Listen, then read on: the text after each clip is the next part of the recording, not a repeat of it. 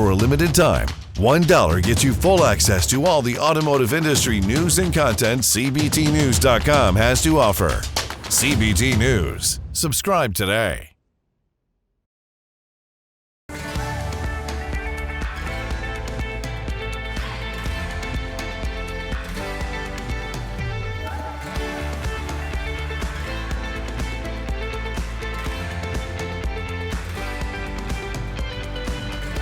Welcome to CBT News with Bridget Fitzpatrick. Good morning, everyone. Welcome back to CBT News. I'm Jim Fitzpatrick, sitting in for Bridget today. Thank you so much for joining us. Today on Inside Automotive, we're joined by Kevin Fry, Marketing Director at Jeff Weiler Automotive Family. But first, here are today's top stories. Starting off our coverage, as EV production ramps up, General Motors is investing in better ways to make raw lithium material from the U.S., a critical element used in EV batteries. Yesterday, GM announced that it reached a deal to advance its venture, EnergyX, which specializes in lithium extraction and refinery technology, as part of EnergyX's $50 million funding round led by GM. The automaker will be given the first rights of any lithium produced by EnergyX's projects. Up next, to achieve the government's CAFE fuel economy requirements, the U.S. Energy Department proposed lowering the mileage ratings for EVs, a move that could compel automakers to offer additional low-emission vehicles or upgrade current ones. The Energy Department plans to dramatically change how it determines the petroleum equivalent fuel economy rating for electric and plug-in vehicles, with some environmental groups saying these new rules will discourage EV adoption. According to the DealerTrack Credit Availability Index for all types of auto loans, the access to auto credit has slightly loosened. The All Loans Index rose 0.2% to 98.2 in March after tightening earlier in the month as a result of the SVB banking crisis. However, even with the increased availability in March, loan access was still down 5.5% year over year. Wrapping up our coverage, despite a decline in demand in the first quarter, BMW said it remains on track for slightly higher sales this year. EV sales increased 83.2% year over year to 64,647 vehicles, and the automaker delivered 588,138 vehicles. BMW's Peter Noda is confident in the automaker's full-year guidance for 2023. Quote, BMW is on track for slight sales growth in the full year 2023, said Noda in a statement. He added, quote, the main growth drivers in 2023 will be fully electric vehicles and models from the high-end premium segment. Don't go anywhere. Coming up next is Kevin Fry, Marketing Director at Jeff Weiler Automotive Group. We'll be right back.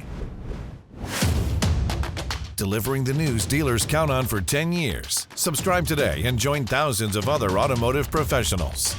CBT News, 10 years strong. It's crucial to engage with younger consumers today, as they are tomorrow's buyers. On today's Inside Automotive, we're pleased to welcome back the Marketing Director at Jeff Weiler Automotive Family, Kevin Fry, to share his perspective on reaching younger consumers. Take a look. How do we as dealers do a better job of reaching out to younger consumers today? How are you guys doing that? The simplest answer I would give you and everyone out there is to be where they are at. Mm-hmm. And I love looking at some of the modern channels today that are having great success. If you've seen Formula One Drive to Survive on Netflix, they have just completely upended their demographic to have younger people in droves are now Formula One fans. It's crazy. My daughter, one of them, probably because she likes how attractive some of those young men are driving the cars. And then those same producers made another series called Full Swing, which is about the PGA, which has done the same thing for the PGA, bringing in it's incredible. And then I don't know about you, Jim. I'm a huge NFL fan. Yep. And one of the things the NFL started doing here in the last couple of years is they are simulcasting games on Nickelodeon. But when you watch there, they're actually implementing augmented reality and some of the younger based graphics. They're climbing players during interviews.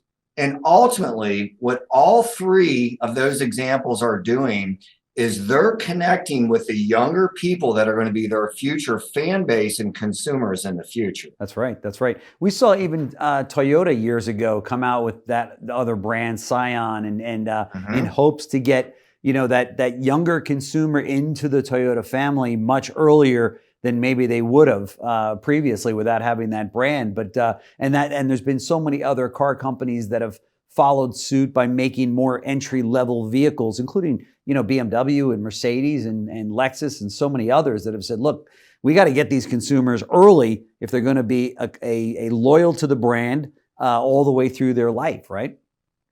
100%. One of the things I was a tremendous fan of, which we're not seeing now, is the A-Class with Mercedes-Benz, to bring people in early to build them up for the lifetime cycle of buying cars. And that's a large part of our goal as dealers, is that we want to attract and engage with younger consumers that we know are going to be the future of automotive. That's right. And there's no question about it. So how do we do that? What's the best way? I know that you just mentioned a couple of things there, but how do we do the same as auto dealers? And for the dealers that are listening, what are your recommendations? Well, I go back to the fact that you need to be where they are. And one of the areas that we're targeting right now is TikTok. Okay. The TikTok is just huge globally. 150 million Americans, they say, are currently on TikTok. It's absolutely crazy. Yeah. And if you look at their fan base, if I want to call it that, their largest age group, hands down, is age 18 to 24. Okay. And these are the people we want to reach. That's right. So I would share a two-pronged approach to this, because the first one I believe is the most successful. And that is, with social media, I have found that whenever you take a grassroots effort, in other words, rather than doing it directly yourself, you encourage your salespeople, your service techs, and your team members to do it directly. We've had a lot of success. Be sure to watch that interview in its entirety right here at cbtnews.com. That's a wrap for our show today, but we invite you to join us right back here tomorrow morning for all of the latest news and trends impacting the retail automotive industry. Follow us on TikTok, LinkedIn, Facebook, and Twitter. I'm Jim Fitzpatrick, sitting in for Bridget. Thank you so much for joining us. We'll see you right back here tomorrow. CBT News, your #1 resource for auto industry news and content.